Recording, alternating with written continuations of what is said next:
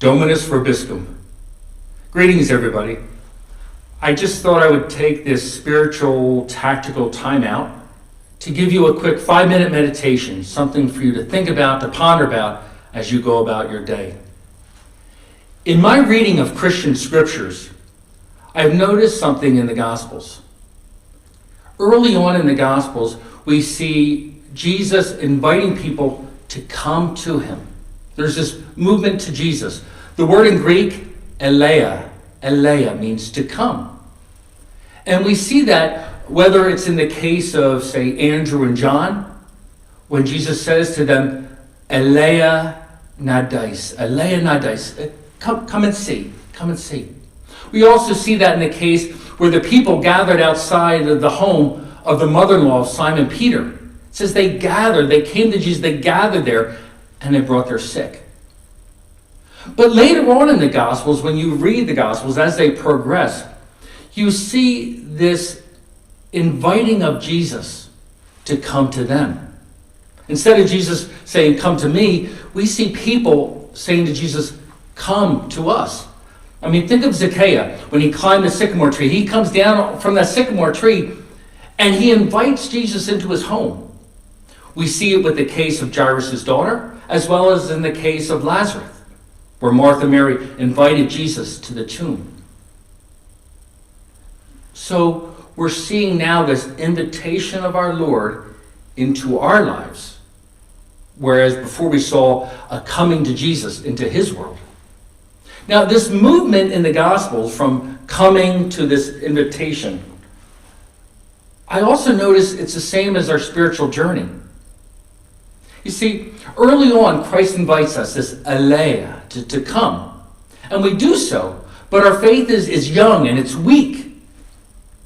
When we come to Jesus, we come to him when we need something from him.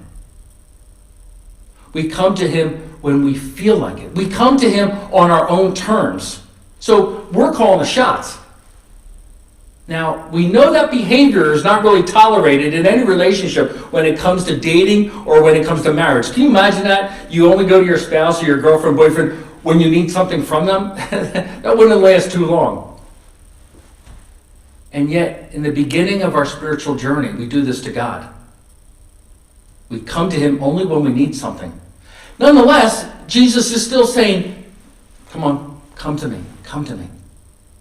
It's only later on when our faith grows and we learn to trust that we begin to invite God into our lives. I think that's much a harder thing to do.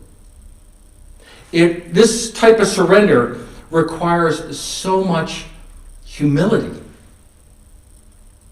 Now, how so? Well, think of this. In my 30 plus years of ministry, I have come to see that people so often bury their problems. They bury their pain and suffering. It's as if they have this secret room in their mind. And in that room, they dump their pain, their suffering, their rejection, their insecurities, their woundedness. All these things get dumped into this room and they lock it, and nobody can go into that room. But that is exactly where Christ wants to be. Christ wants to be in that room with you, with your pain, with your suffering, with your insecurity, all those things. Christ wants to be there because that's where he can do the greatest healing. But yet oftentimes, for many different reasons, we don't invite Christ into that room. It is for those whose faith is spiritually mature that they realize that they need Christ in that place of suffering, that place of hardship. In Latin, we have the phrase sanatio in radice. Sanatio in radice. It means to heal at the root. You see, it's in that place where our sufferings are that Christ can do the greatest good in healing the roots of our problem. And we need to invite him there. As I mentioned, I just find it interesting that at the beginning of the Gospels, when faith is young and it's new in Jesus, that Jesus is inviting us, this eleia, to come to him.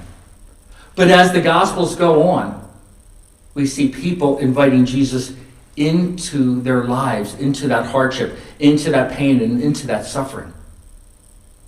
And as I said, it's similar to our own spiritual journey.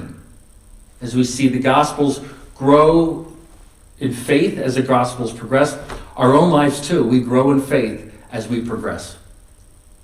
And again, this takes great humility. This type of surrender takes great humility. But that's where God can do the greatest work, huh? So, something to think about, something to chew on as you go on your day. So this is your Chappy speaking, and I pray for all of you. Dominus vobiscum.